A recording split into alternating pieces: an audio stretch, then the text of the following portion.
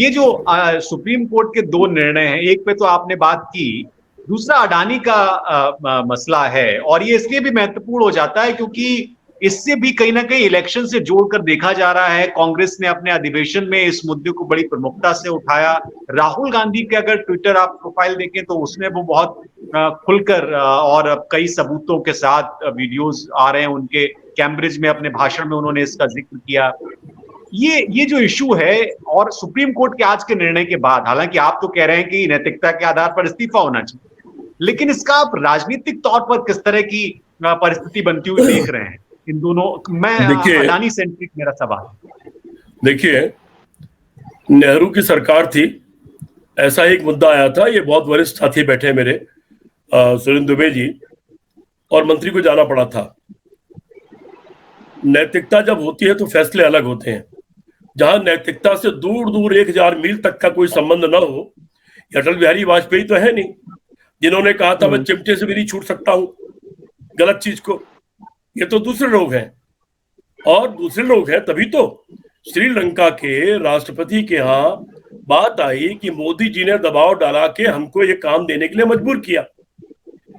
Australia में मोदी जी, अडानी जी और state bank की चेयरमैन साथ बैठे मीटिंग कर रहे हैं। क्या कर रहे हैं वहां प्रधानमंत्री भारत के? और इसी तरह से और तमाम किस्से। राहुल गांधी ने एक सटीक सवाल पूछा संसद भवन में, जिसको स्पंज कर दिया गया, जो किसी हालत में स्पंज नहीं होना चाहिए। ये लोकतंत्र पे कुठाराघात है, उसमें हत्या है वो लोकतंत्र की। सवाल स्पंज नहीं होते। संसद भवन में ऐसे शब्द जिनको पहले से कोडिफाई किया गया है कि ये शब्द संसद में इस्तेमाल नहीं हो सकते, सिर्फ वो स्पंज किए जाते हैं। संसद में वो स्पंज किया जाता है जो अनैतिक है। लेकिन सवाल स्पंज करने का पूरे इतिहास में, पूरी दुनिया में कहीं कोई चलन नहीं रहा है। स्पंज क्या किया गया कि ये बताइए कि अडानी जी से आपका रिश्ता क्या है। सवाल नंबर 2, ये बताइए कि अडानी जी कितनी बार आपके साथ विदेश यात्रा में गए। ये बताइए कितनी बार अडानी जी ने विदेश पहुंचने पर आपकी यात्रा को ज्वाइन किया। ये बताइए कि जिस देश में आपने यात्रा की, अडानी जी साथ थे अथवा बाद में ज्वाइन किया, उन किन देशों में से अडानी जी को क्या क्या फायदा मिला, कहां से ठेका, कोटा, परमिट, जो भी चीजें मिलती हैं वो अडानी जी को मिली। ये तो भारत की जनता का अधिकार है जानने का। संसद के सवाल तो स्पंज नहीं किए जाते। इससे भी बड़ा सवाल, शेल कंपनी, कांग्रेस का एक दुर्भाग्य है कि अंग्रेजी बोलती है। Shell company, shell company, shell company क्या होती है? अवैध कंपनी।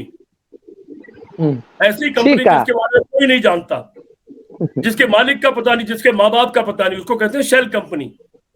आपके माध्यम से मैं पहुंचाना चाहता हूं देश की जनता तक, जिसको बार बार राहुल गांधी ने कहा शेल कंपनी, वो शेल कंपनी अवैध, अनैतिक, अज्ञात, जिसके बाप का पता नहीं, जिसके मालिक का पता नहीं, उसको शेल कंपनी कहते हैं। वो शेल कंपनियां किसकी है, ये सवाल पूछा गया। ये सवाल इसलिए महत्वपूर्ण है कि उन सारी शेल कंपनियों का पैसा मॉरिशस के माध्यम से आया, अडानी जी को मिला, और अडानी जी वो पैसा भारत के सुरक्षा तंत्र के काम में लगा रहे हैं। सुरक्षा से संबंधित जो काम अडानी जी के पास है, जो ठेका उनके पास है, जो निर्माण के काम उसमें है, उसमें उन शेल कंपनियों का, उन अज्ञात बिना बात की कंपनियों का पैसा लग रहा है। ये भारत की सुरक्षा और उसके खतरे का सवाल है। सवाल यह भी है कि ये पैसा आ किसका रहा है। वैसे बताया जाता है कि रूट ऐसे ही होता है, इधर से जाता है, उधर से पलट करके आ जाता है। तो अगर इधर से गया है, मैं सवाल जोड़ देता हूं, तो इधर से अगर वो गया है तो इधर से किसका पैसा गया है? ये देश की जनता के सामने बड़ा सवाल है। केवल 72 करोड़ की शायद दलाली का सवाल था बोफोर्स में, और एक साफ सुथरे इंसान की सरकार चली गई थी, एक गद्दार विश्वनाथ प्रताप सिंह के द्वारा, जो अंत तक कागज नहीं दिखा पाया। मैं भी गुनाहगार हूं, उनके साथ मैंने 50 सभाएं की, और उनकी बातों में आकर के मैंने उसी तरह के भाषण दिए, वही भाषण दिए, और वो कागज दिखाते, ये रहे मेरे पास प्रमाण, खाते का नंबर, 15 दिन में सरकार आती, जेल भेज दूंगा और सर न जाने क्या क्या कर दूंगा।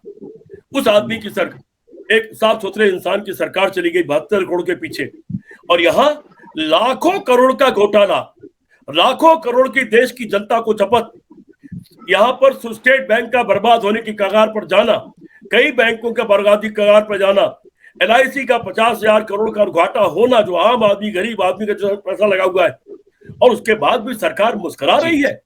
एक भी मिनट हक नहीं है सरकार को अपनी गद्दी पे बैठे रहने का। और अभी किसी ने कभी नारा लगाया था जयप्रकाश नारायण के आंदोलन में, कुर्सी खाली करो कि जनता आती है, तेरी मेरी नहीं जनता की थाती है। ये नारा हम लोगों ने 1974-75 में लगाया था। ये नारा मुझे लगता है कि लगना चाहिए और देश के कोने कोने से उठना चाहिए। तो जहां तक आपने अडानी का सवाल उठाया, मुझे ये बता दीजिए, ये तो मालूम है टाटा की ये फैक्ट्री है, अंबानी की भी रिफाइनरी है, अडानी की कौन सी बड़ी फैक्ट्री है, कौन से बड़े बड़े कारखाने हैं। और जैसा एक साथी ने बताया, मैं तो उनके बारे में ज्यादा स्टडी नहीं करता, उनके कुल अगर 23,000 कर्मचारी हैं तो 23,000 कर्मचारी के बूथों पर भारत का सबसे बड़ा पूंजीपति कैसे। और जब पूरा हिंदुस्तान मर रहा था, जब कोरोना काल में पूरे हिंदुस्तान की अर्थव्यवस्था बर्बाद हो रही थी, लोगों को खाना नसीब नहीं था, लोगों के दुकानों पर पैसे नहीं आ रहे थे, तो अडानी की संपत्ति 600 या 6,000 गुना बढ़ कैसे रही थी। ये खोज का विषय नहीं, ये बहुत बड़े देश के साथ गद्दारी का विषय है, और इसके अंतिम परिणाम तब इसकी खोज जानी चाहिए। और देश के साथ गद्दारी करने वाला कोई आदमी, वो चाहे अडानी हो या वो राहुल गांधी हो या राजीव गांधी हो या विश्वनाथ प्रताप सिंह हो, हक नहीं उसका एक भी मिनट देश की सरकार पर बैठे रहने का। 70,000 का देश के ऊपर कर्जा 54 लाख करोड़ और 8 लाख का कर्जा 138 लाख करोड़, फिर भी आप मुस्कुरा रहे हो सत्ता पर बैठे हुए। और आपका विदेश मंत्री बेशर्मी से, वो देश जिसके प्रधानमंत्री ने अमेरिका के राष्ट्रपति के मुंह पर तमाचा मार दिया था, जबान की शब्द का तमाचा, और उठ करके चली आई थी।